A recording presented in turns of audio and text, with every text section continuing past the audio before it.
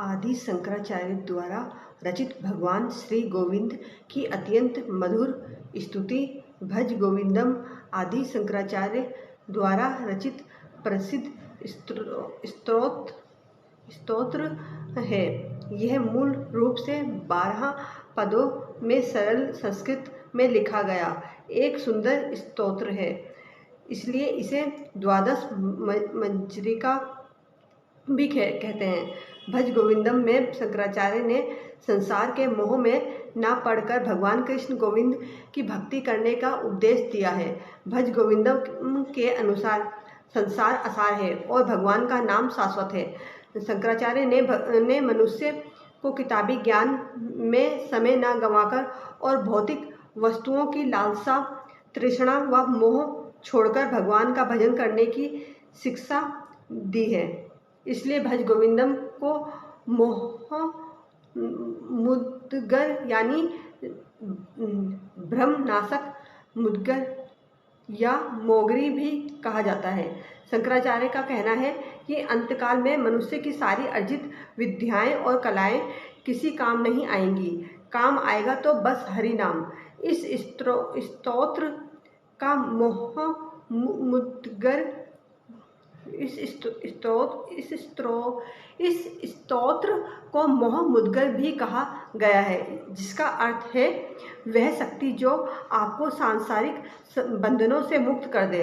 भज गोविंदम गोविंद की स्तुति या खोज, जो 8वीं शताब्दी का एक लोकप्रिय ग्रंथ है, आदि शंकराचार्य द्वारा रचित संस्कृत में भक्ति रचना है। आदि शंकराचार्य की यह कृति भक्ति और भक्ति आंदोलन के द्वारा भगवान गोविंद के प्रति समर्पण की भावना को व्यक्त करती है। इस कृति को आदि शंकराचार्य के अद्वैत वेदांत दर्शन का सारांश माना जाता है। इस भजन की रचना से जुड़ी एक कहानी है। ऐसा कहा जाता है कि श्री आदि शंकराचार्य अपने शिष्यों के साथ एक दिन वाराणसी में एक गली में टहल रहे थे, जब वे सड़क पर बार बार पाणिनि के संस्कृत व्याकरण के नियमों का पाठ करते हुए एक वृद्ध विद्वान के पास आए उस पर दया करते हुए आदि शंकराचार्य विद्वान के पास गए और उन्हें सलाह दी कि वे अपनी उम्र में व्याकरण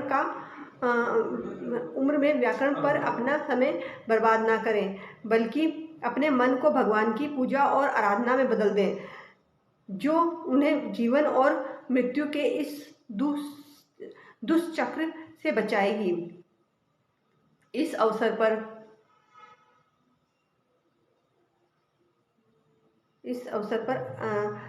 आदि शंकराचार्य जिन्हें ज्ञान मार्ग या ज्ञान योग, जो मुक्ति प्राप्त करने योग्य मार्ग है का नव जीवनदाता माना जाता है, वह भक्ति मार्ग या भक्ति योग के भी प्रस्तावक थे, जो कि मुक्ति प्राप्त करने का अर्थात एक ही लक्ष्य प्राप्त करने का अन्य मार्ग है। जब बुद्धि या ज्ञान परिपक्व हो जाता है और दिल में सुरक्षित रूप से स्थापित हो जाता है, तो यह विज्ञान बन जाता है।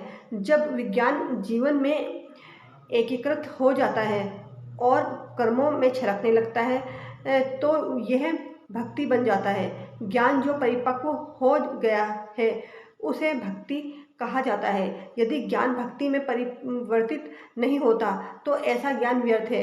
इस प्रार्थना में आदि शंकराचार्य आध्यात्मिक विकास के लिए और जन्म और मृत्यु के चक्र से मुक्ति के लिए भगवान की भक्ति के महत्व पर जोर देते हैं। इस प्रार्थना से इस बात पर कोई संदेह नहीं है कि हमारे अहंकारी मतभेदों का त्याग और भगवान के लिए समर्पण मोक्ष के द्वार खोलता है। भज गोविंदम शीर्षक, जो कि रचना को परिभाषित करता है, श्री कृष्ण के रूप में सर्वशक्तिमान का आवाहन करता है। इसलिए यह न केवल श्री आदि शंकराचार्य के तात्कालिक अनुयायियों स्मार्तोक्त बल्कि वैष्णवों और अन्य लोगों में भी बहुत लोकप्रिय है। भज गोविंदम स्तोत्र। भज गोविंदम भज गोविंदम भज गोविंदम भज मूढ़मते। हे मोह से ग्रसित बुद्धि वाले मित्र, गोविंद को भजो, गोविंद का नाम लो, गोविंद से प्रेम करो, क्योंकि मृत्यु के समय व्याकरण के नियम याद रखने से आपकी रक्षा नहीं हो सकती। हे मोहित बुद्धि, धन एकत्र करने के लोभ को त्यागो, अपने मन से इन समस्त कामनाओं का त्याग करो, सत्यता के पथ का अनुसरण करो, अपने परिश्रम से जो धन प्राप्त हो उससे ही अपने मन को प्रसन्न रखो। स्त्री शरीर पर मोहित होकर आसक्त मत हो, अपने मन में निरंतर स्मरण करो कि ये मांस वसा आदि के विकार के अतिरिक्त और कुछ नहीं है। जीवन कमल पत्र पर पड़ी हुई पानी की बूंदों के समान अनिश्चित एवं अल्प क्षणभंगुर है। यह समझ लो कि समस्त विश्व रोग, अहंकार और दुख में डूबा हुआ है। जब तक व्यक्ति धनोपार्जन में समर्थ है, तब तक परिवार में सभी उसके प्रति स्नेह प्रदर्शित करते हैं, परंतु आसक्त हो जाने पर उसे सामान्य बातचीत में भी नहीं पूछा जाता। जब तक शरीर में प्राण रहते हैं तब तक ही लोग कुशल पूछते हैं। शरीर से प्राण वायु के निकलते ही पत्नी भी उस शरीर से डरती है।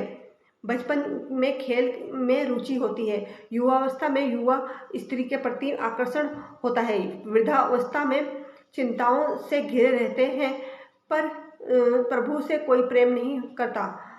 कौन तुम्हारी पत्नी है, कौन तुम्हारा पुत्र है, ये संसार अत्यंत विचित्र है। तुम कौन हो, कहाँ से आए हो, बंधु, इस बात पर तो पहले विचार कर लो। सत्संग से वैराग्य, वैराग्य से विवेक, विवेक से स्थिर तत्वज्ञान और तत्वज्ञान से मोक्ष की प्राप्ति होती है। आयु बीत जाने के बाद काम भाव नहीं रहता, पानी सूख जाने पर तालाब नहीं रहता, धन चले जाने पर परिवार नहीं रहता और तत्व ज्ञान होने के बाद संसार नहीं रहता। धन, शक्ति और यौवन पर गर्व मत करो, समय क्षण भर में इनको नष्ट कर देता है। इस विश्व को माया से घिरा हुआ जान कर तुम ब्रह्म पद में प्रवेश करो। दिन और रात, शाम और सुबह, सर्दी और बसंत बार बार आते जाते रहते हैं। काल की इस क्रीड़ा के साथ जीवन नष्ट होता रहता है, पर इच्छाओं का अंत कभी नहीं होता है। 12 गीतों का यह पुष्पहार सर्वज्ञ प्रभुपाद श्री शंकराचार्य द्वारा एक वैयाकरण को प्रदान किया गया। तुम्हें पत्नी और धन की इतनी चिंता क्यों है? क्या उनका कोई नियंत्रक नहीं है? तीनों लोकों में केवल सज्जनों का साथ ही इस भवसागर से पार जाने की नौका है। बड़ी जटाएं, केश रहित सिर, बिखरे बाल, कासाए भगवा वस्त्र और भांति भांति के वेश, ये सब अपना पेट भरने के लिए ही धारण किए जाते हैं। अरे मोहित मनुष्य, तुम इसको देखकर भी क्यों नहीं देख पाते हो?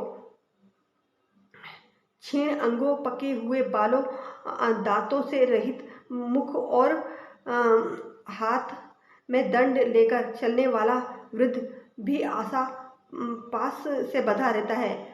सूर्यास्त के बाद रात्रि में आग जलाकर और घुटनों में सिर छिपाकर सर्दी बचाने वाला, हाथ में भिक्षा का अन्न खाने वाला, पेड़ के नीचे रहने वाला भी अपनी इच्छाओं के बंधन को छोड़ नहीं पाता है।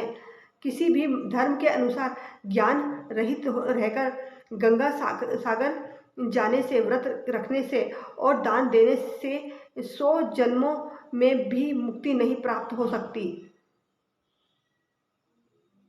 देव मंदिर या पेड़ के नीचे निवास, पृथ्वी जैसी सैया, अकेले ही रहने वाले, सभी संग्रह और सुखों का त्याग करने वाले, वैराग्य से किसको आनंद की प्राप्ति नहीं होगी। कोई योग में लगा हो या भोग में, संग में आसक्त हो या निसंग हो, पर जिसका मन ब्रह्म में लगा है वो ही आनंद करता है, आनंद ही करता है। जिन्होंने भगवत गीता का थोड़ा सा भी अध्ययन किया है, भक्ति रूपी गंगा जल का कण भर भी पिया है, भगवान कृष्ण की एक बार भी समुचित प्रकार से पूजा की है, यम के द्वारा उनकी चर्चा नहीं की जाती। बार बार जन्म, बार बार मृत्यु, बार बार माँ के गर्भ में शयन, इस प्रकार इस संसार से पार जा पाना बहुत कठिन है। हे कृष्ण, कृपा करके मेरी इससे रक्षा करें। रथ के नीचे आने से फटे हुए कपड़े पहनने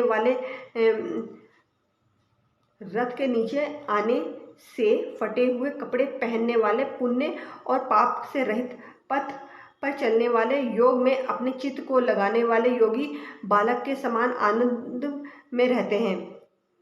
तुम कौन हो, मैं कौन हूँ, कहाँ से आया हूँ, मेरी माँ कौन है, मेरा पिता कौन है, सब संसार में इस विश्व को असार समझकर इसको एक स्वप्न के समान त्याग दो।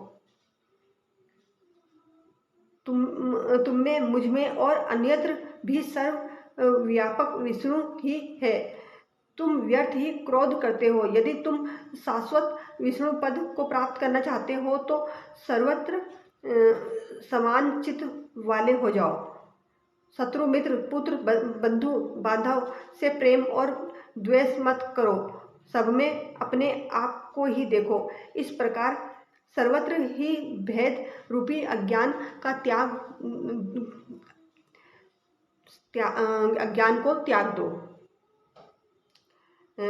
काम, क्रोध, लोभ, मोह को छोड़कर स्वयं में स्थित होकर विचार करो कि मैं कौन हूँ। जो आत्मज्ञान से रहित मोहित व्यक्ति है, वो बार बार छिपे हुए इस संसार रूपी नरक में पड़ते हैं। भगवान विष्णु के सहस्त्र नामों को गाते हुए उनके सुंदर रूप का अनवरत ध्यान करो। सज्जनों के संग में अपने मन को लगाओ और गरीबों की अपने धन से सेवा करो। सुख के लिए लोग आनंद भोग करते हैं, जिसके बाद इस शरीर में रोग हो जाते हैं। यद्यपि इस पृथ्वी पर सबका मरण सुनिश्चित है, फिर भी लोग पापमय आचरण को नहीं छोड़ते हैं। धन अकल्याणकारी है और इससे जरा सा भी सुख नहीं मिल सकता। ऐसा विचार प्रतिदिन करना चाहिए। धनवान व्यक्ति तो अपने पुत्रों से भी डरते हैं, ऐसा सबको पता ही है। प्राणायाम, उचित आहार, नित्य इस संसार की अनित्यता का विवेक पूर्वक विचार करो। प्रेम से प्रभु नाम का जाप करते हुए समाधि में ध्यान दो, बहुत ध्यान दो। गुरु के चरण कमलों का ही आश्रय मानने वाले भक्त बनकर सदैव के लिए इस संसार में आवागमन से मुक्त हो जाओ। इस प्रकार मन एवं इंद्रियों का निग्रह कर अपने हृदय में विराजमान प्रभु के दर्शन करो।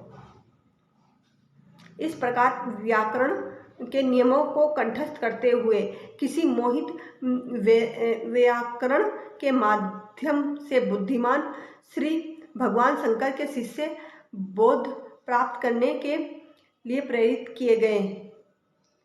गोविंद को भजो, गोविंद का नाम लो, गोविंद से प्रेम करो, क्योंकि भगवान के नाम जप के अतिरिक्त इस भव सागर से पार जाने का अन्य कोई मार्ग नहीं है।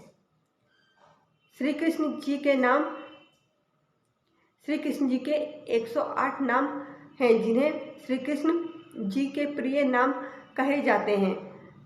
कृष्ण जी के 108 नाम हैं तथा कृष्ण कमलनाथ वासुदेव सनातन वसुदेवात्मज पुण्य लीला मानुष विग्रह श्री वत्स कौस्तुभधराय यशोदा वत्सल हरि चतुर्भुजात चक्र सिंगदा भुजा युजाय देवकी नंदन श्री साय नंद गोप प्रियात्मज यमुना वेग सहार बलभद्र प्रिय नुज पूतना जीवित हर संकटासुर भंजन नंदव्रज जनार्दनी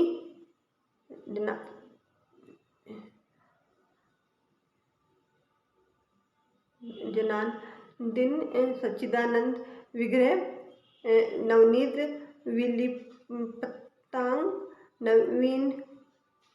नवनीत नटम मुचुकुंद प्रसादक